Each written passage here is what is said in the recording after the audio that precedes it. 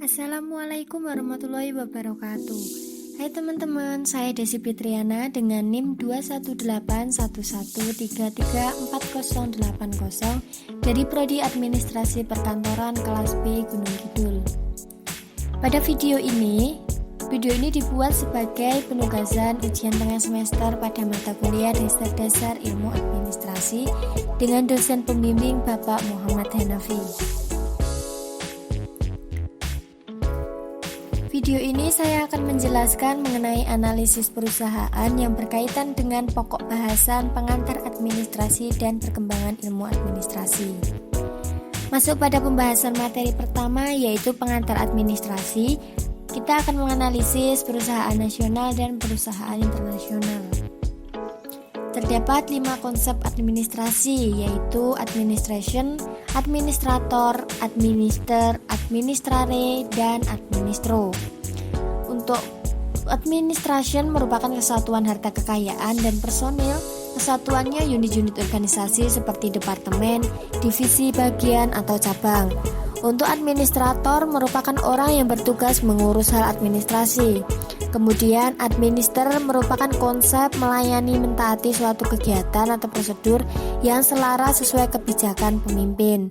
Untuk administrasi, konsepnya registrasi, inventaris, kalkulasi, pembukuan, ekspedisi, dan sebagainya.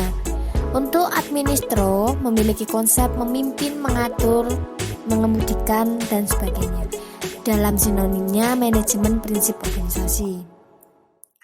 Pada analisis perusahaan nasional, saya memilih PT Mayora Indah untuk dianalisis.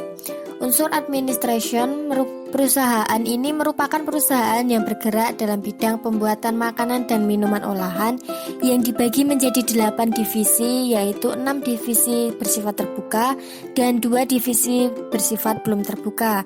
Dengan hubungan afiliasi PT Mayora Indah terdapat 7 hubungan.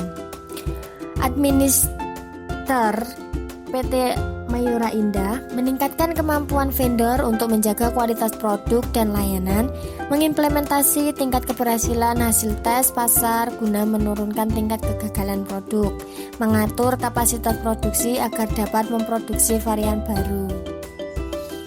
Kemudian unsur administrator pada PT Mayora Indah. Seluruh direksi saling bersinergi dan bertanggung jawab dibandingkan di bidangnya masing-masing di bawah koordinasi direktur utama.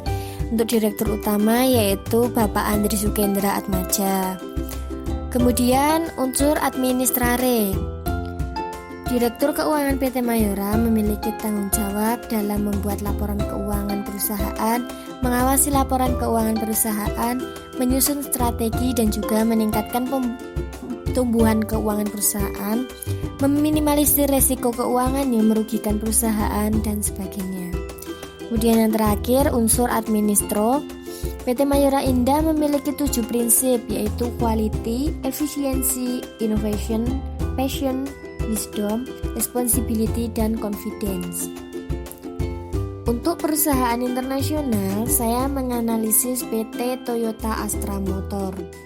PT Toyota Astra Motor, unsur administrationnya merupakan perusahaan otomotif terbesar di dunia, perusahaan ternama asal Jepang dengan Kiichiro Toyoda sebagai pendiri perusahaan. Kemudian pabrik ini memproduksi mobil dan sepeda motor dengan memiliki 5 divisi atau anak cabang, anak perusahaan maksud saya. Kemudian unsur administer pada PT Toyota mampu beradaptasi dengan pesatnya perubahan teknologi, memiliki keterampilan yang tinggi untuk melayani beragam keinginan secara cepat, tepat, dan dapat diterapkan. Adanya jaminan kepuasan dan memiliki kualitas dan mandiri. Untuk unsur administrator merupakan orang yang bertugas mengurus hal administrasi Dewan Direksi PT Mayora dari Wakil Presiden Direktur hingga Direktur Finansial. Yang di Presiden Direktur yaitu Susumu Matsuda.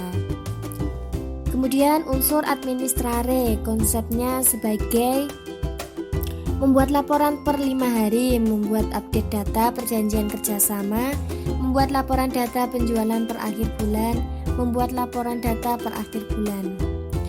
Kemudian yang terakhir, unsur administro pada PT Toyota. Berdasarkan keputusan manajemen pada filosofi jangka panjang, bila harus mengorbankan tujuan keuangan jangka pendek, mengembangkan orang-orang dan tim yang luar biasa, bersedia mengikuti filosofi perusahaan, menghormati jaringan mitra dan pemasok dengan cara terus menantang mereka dan membantu mereka untuk memperbaiki diri. Nah, teman-teman, masuk pada pembahasan materi yang kedua, yaitu perkembangan ilmu administrasi. Terdapat dua yang akan kita analisis, yaitu organisasi publik dan organisasi bisnis. Pada pokok materi ini terdapat 5 fungsi administrasi, yaitu fungsi teknis, fungsi manajerial, fungsi analisis, fungsi rutin, dan fungsi interpersonal. Untuk fungsi administrasi organisasi publik, saya memilih DPR RI. Fungsi teknis, perumusan dan evaluasi rencana strategis Sekretariat Jenderal. Fungsi manajerial, koordinasi dan pembinaan terhadap pelaksanaan tugas unit organisasi. Fungsi analisis, membuat kebijakan, pembinaan dan pelaksanaan dukungan administrasi pada DPR RI. Fungsi rutin, melaksanakan kegiatan pengarsipan dokumen dan membuat laporan yang ditugaskan oleh DPR RI. Untuk fungsi interpersonalnya, membuat atau mengolah materi rapat serta menyampaikan dengan cara berkomunikasi seperti public speaking. Kemudian untuk organisasi bisnis, saya memilih koperasi sebagai analisisnya.